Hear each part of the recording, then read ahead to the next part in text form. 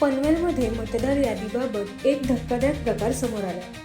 पनवेल महापालिका हद्दीतील प्रभाग क्रमांक 2 मधील मतदार यादीत एका वडिलांच्या नावाखाली तब्बल 268 मुलांची नोंद आढळून आली. या गंभीर घोळाबाबत शेकापचे माजी नगरसेवक अरविंद म्हात्रे यांनी थेट उच्च न्यायालयात याचिका दाखल केली. याचिकेत त्यांनी नमूद केले आहे की या 268 नावांपैकी अनेक नावे उत्तर प्रदेश आणि मध्य प्रदेशातील तरुणांची असून संबंधित व्यक्ती पनवेलमध्ये वास्तव्यास नाहीयेत. तरीही एकाच पत्त्यावर त्यांची मतदार म्हणून नोंद करण्यात आली आहे.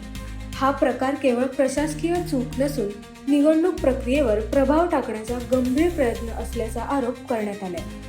एका वडिलांना 268 मुले दाखवणे म्हणजे मतदार यादीची थट्टा असून लोकशाही व्यवस्थेचा अपमान असल्याचं अरविंद म्हात्रे यांनी म्हटले आहे. याचिकेद्वारे संशयास्पद नोंदी रद्द करणे, सखोल चौकशी करणे आणि या दोषींवर कठोर कारवाई करण्याची मागणी करण्यात आली आहे. या प्रकरणामुळे पनवेलमध्ये मोठी खळबळ उडाली असून आता उच्च न्यायालयाच्या निर्णयाकडे सर्वांचं लक्ष लागलंय.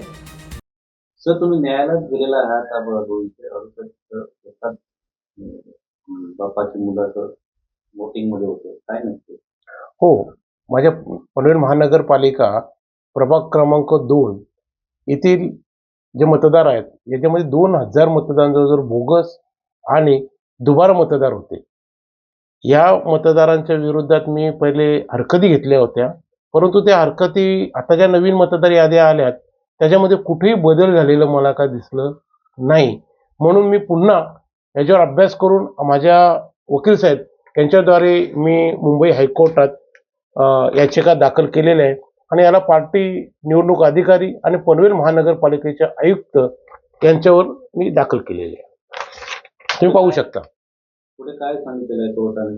कोर्टात आता सोमवारी मला हे देणार आहे डेट. जवळ 27 तारखेच्या आत निवडणूक अधिकाऱ्यांनी जाहीर केलेले आहेत का मतदार याद्यामध्ये जे काय फेरबदल असतील किंवा कुठेशी दोष निर्मिती असेल, जिथे बोगस कुठे झालेले असतील, या संदर्भाचं निवडणूक अधिकाऱ्यांनी जी निवडणूक घोषणा करण्यावेळी सांगितलं होतं त्याप्रमाणे 27 तारखेपर्यंत जर बदल झाला नाही माझ्या मतदार यादीमध्ये तर मी सुप्रीम कोर्टामध्ये जाणार आहे.